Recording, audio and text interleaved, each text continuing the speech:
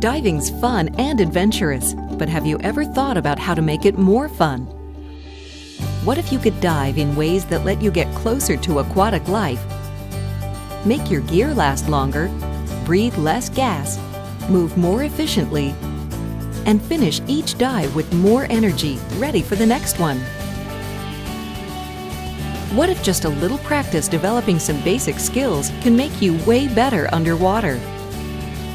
The skills we're talking about make up peak performance buoyancy.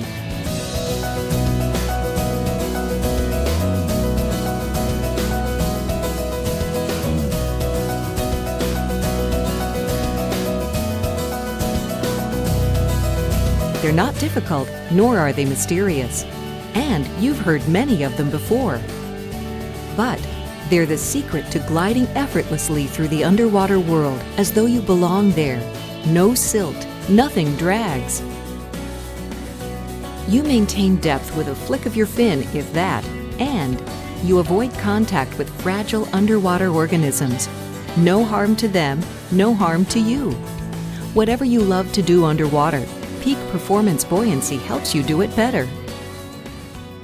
Let's get started, beginning with a personal buoyancy assessment. What do your buoyancy control skills look like now? Do you stay in shape for diving? Do you adjust your weight so you have the right amount in the right places? Do you keep your gear streamlined and tight so nothing protrudes, drags, and dangles? Do you swim effortlessly so that you rarely touch the bottom by accident? If you answered yes to all of these, you're on the right track, but there's more to learn. If you answered no, you should see big improvements on your first dive.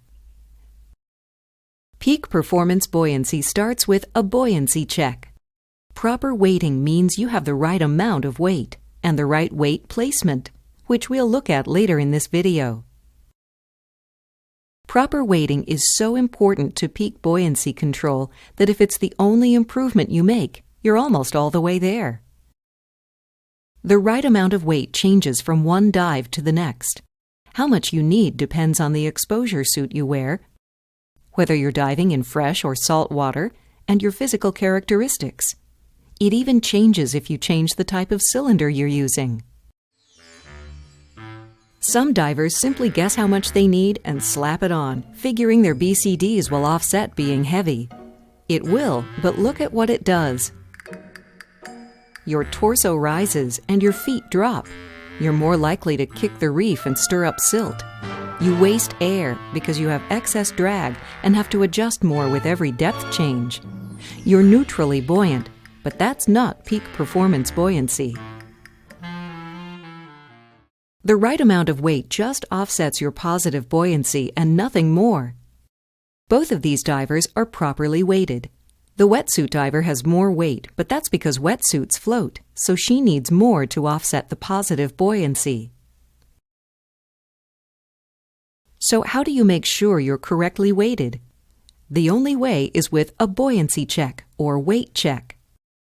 Wearing all your gear, get into water that's too deep to stand in. Deflate your BCD and dry suit if you're wearing one, and adjust your weight so that holding a normal breath, you float at eye level while vertical. When you exhale, you should slowly descend. If you're diving with a rebreather, do the same thing, but weight yourself so you just barely float. Exhaling through your nose to drop the loop volume should start your descent. You should check your weight any time you change the gear you're using and where you're diving. Also, when you've been away from diving for a while. Regardless, you may wonder how much weight to start your check with so you're not way off. Experience helps, but the basic weight guidelines in the Peak Performance Buoyancy Manual will get your weight fairly close before your check. Besides the weight in your weight system, gas consumption affects proper weighting. Your cylinder gains buoyancy during the dive because the gas has weight. As you use up your gas, your weight changes. The typical cylinder loses about 2 kilograms or 5 pounds, going from full to reserve pressure. This means that, ideally, do your buoyancy check with a nearly empty cylinder, or if you check with a full one, add 2 kilograms or 5 pounds after your check. When you're diving with a rebreather, weight change isn't a significant issue. Fully closed rebreathers have almost no weight change during a dive. Semi-closed rebreathers will lose a little bit of weight, but not that much. Once your weight is right, the next step is fine-tuning your buoyancy underwater. You use your BCD or dry suit for this. In a skin suit or bathing suit, you shouldn't need to adjust your buoyancy much at all, just venting your BCD over the course of the dive as you use up your cylinder gas. If you must adjust more than that, you're probably overweighted. But in a wet or dry suit, you'll also have to adjust for depth changes because the pressure changes cause the suit to compress and expand, changing your buoyancy. As you know, you inflate your BCD or dry suit as you descend to offset buoyancy loss, and deflate as you ascend to offset buoyancy gain. For peak performance buoyancy, you need to use your BCD optimally. In a wetsuit, you should only have a lot of air in it for surface flotation. Underwater, make small, frequent adjustments to maintain neutral buoyancy. Don't wait until you're sinking like a stone to adjust, and your BCD is not an elevator. If you're inflating it to ascend, you're not using peak performance buoyancy, and you greatly increase the chance you'll ascend too fast and risk decompression illness. You should use your fins to start up and only need to deflate your BCD as the gas inside expands. When you're diving dry in a shell dry suit, you use your BCD for surface flotation, but deflate it completely underwater. Control your buoyancy by making small adjustments to your dry suit, and again, you should be able to ascend without adding air. With a neoprene dry suit, you may use your BCD to offset suit compression. Your BCD or dry suit sets your buoyancy, but you further refine it with breath control. Breath control works because your volume changes as you inhale and exhale. When you breathe in, your lungs expand, your volume rises, and your buoyancy increases. When you breathe out, the reverse happens. Once you're neutrally buoyant, you time your breathing and breathe with somewhat full or somewhat empty lungs to make small adjustments. Of course, never hold your breath. With a rebreather, breathing doesn't affect your buoyancy. This is because the counterlung contracts and expands as you inhale and exhale, so your volume and buoyancy don't change. When rebreather diving, you make all your buoyancy adjustments with your BCD or dry suit. For peak performance buoyancy, it's not enough to have the right amount of weight. You also have to position and distribute it correctly. Where you wear your weight affects your balance and orientation in the water, so you can focus on what you're doing and save energy. Weight positioning varies with your gear, and also with what you plan to do on the dive. For most purposes, you want to distribute weight so it's forward, near your sides and lower chest. This helps orient you in a natural swimming position and helps offset the tendency for the cylinder, especially a steel one, to try to roll you face up. If your feet tend to sink, placing some weight closer to your head helps counterbalance it. Sometimes you'll want to shift your weight for a dive. If you're diving along a wreck, for example, you may prefer a more vertical orientation for taking pictures as you float along. Keeping your weights lower on your body helps you with this orientation. A trim check can help you figure out where to put your weight. Simply hover and relax, allowing your body to roll and rotate however it wants to. This will tell you how to adjust. If your feet sink, position weights closer to your head. This can include shifting your cylinder up a bit. If your feet rise too much, slide weights and your cylinder back a bit. You can also use heavier fins or ankle weights, but only use them if you need to lower your feet to horizontal. If you tend to roll face up, you need more weight near your front. The idea is to distribute your buoyancy so when you hover and relax, you stay in a near-normal swimming position, or whatever position works best for the particular dive. By the way, if you need a good bit of weight, like when you're diving in a full wetsuit or a dry suit, there's no rule that it all has to go in one place. You can distribute the weight between an integrated weight system and a weight belt, for example. You only need to be able to one-hand release one that drops enough weight to establish buoyancy. Besides positioning, an advantage of this approach is that ditching part of your weight instead of all of it reduces the likelihood of a runaway ascent. When diving a rebreather, position your weights for comfortable swimming, but also according to manufacturer requirements. Proper weight positioning and adjustment are important for breathing performance. So some rebreathers have special weight pockets for correct weight distribution. Once you have the right weight in the right places, the next issue is streamlining. Even with the proper weighting and trim, you waste a lot of energy if your rig isn't tucked and tight. Streamlining makes your kicks more efficient, and it makes diving more intuitive and comfortable because everything's where it belongs.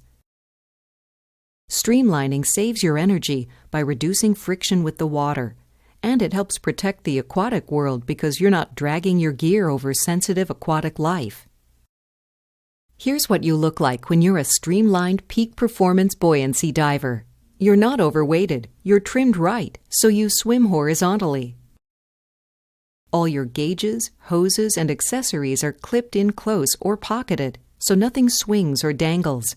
Nothing flops around, even when you change position. The key to streamlining is your gear. Start with a BCD that fits. A loose one shifts and sags, messing up your sleek profile before you start. Use clips like these to secure hoses and gauges close to your body.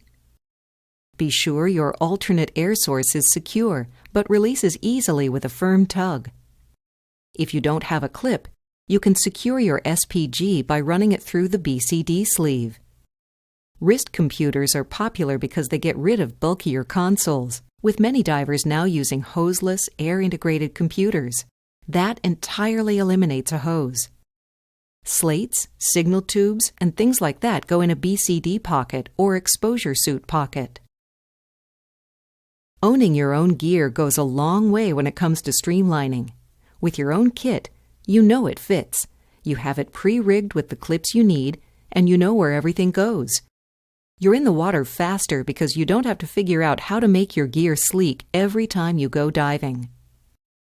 Many sports use visualization techniques to reach peak performance, diving among them. Visualization is nothing more than mental practice, rehearsing what you want to do in your mind so that you perform better on the dive. Multiple studies show that mental practice works because it programs your body to do it right. Visualization works best if you visualize with purpose. In your mind's eye, see yourself swimming, properly weighted, effortlessly streamlined. Look at your gear. Everything's secure and tight. You descend, making small buoyancy adjustments. You hover, using breath control to fine-tune your buoyancy, staying suspended above the bottom. You're relaxed, breathing slowly and deeply. Now, go make the dive you visualized. During the dive, compare your actual performance to your mental performance. Make improvements as appropriate.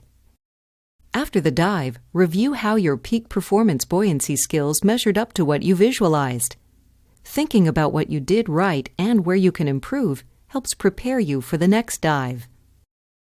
We've talked about how you prepare your weight, how to rig your gear, and how to program your mind for peak performance buoyancy. The last part is your body, getting your fitness in order. You may not think of being fit as part of mastering buoyancy, but it is, in several ways. When you're physically fit, you have more strength and more stamina. You cruise through the water well within your physical limits.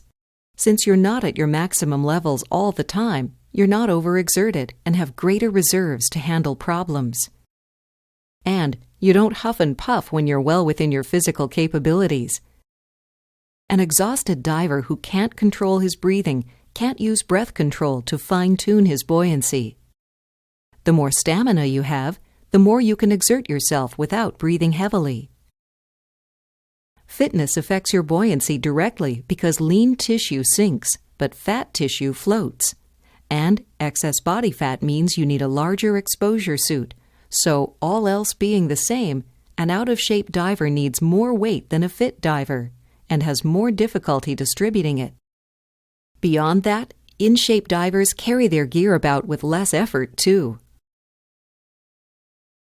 The bottom line is that diving is like any physical activity. The better shape you're in, the more you get out of it, and the better you do it. If you're not in shape now, you won't regret deciding to get fit. But be sure to check with your doctor for guidance as you start your exercise program. Like any sport, if you want to be a better diver, you have to spend time diving. You can practice peak performance buoyancy in shallow water or a pool, any place where you don't have to worry about hurting aquatic life. After a buoyancy check and getting your weight right and positioned properly, descend gently to the bottom. Adjust your BCD or dry suit if you're wearing one in small bursts until you're neutrally buoyant. You're shallow, so it shouldn't take much. When you're neutral, you should be able to hover motionlessly using nothing but your breath control to make minor adjustments. You shouldn't need to kick or use your hands at all. Since you don't have breath control with a rebreather, you may use very minor kicks or hand movements just once in a while to hold your depth. If you have to scull continuously, you're not neutral. Once you have that down, go to a horizontal position and hover. Practice until you can hover in both positions while breathing slowly and deeply without major depth changes or buoyancy adjustments. When you're ready, with your buddy, begin swimming using long, slow, steady kicks and glides. Coast a bit after each kick for maximum efficiency. Highly skilled divers frequently use sculling or frog kicks to glide gently through the water.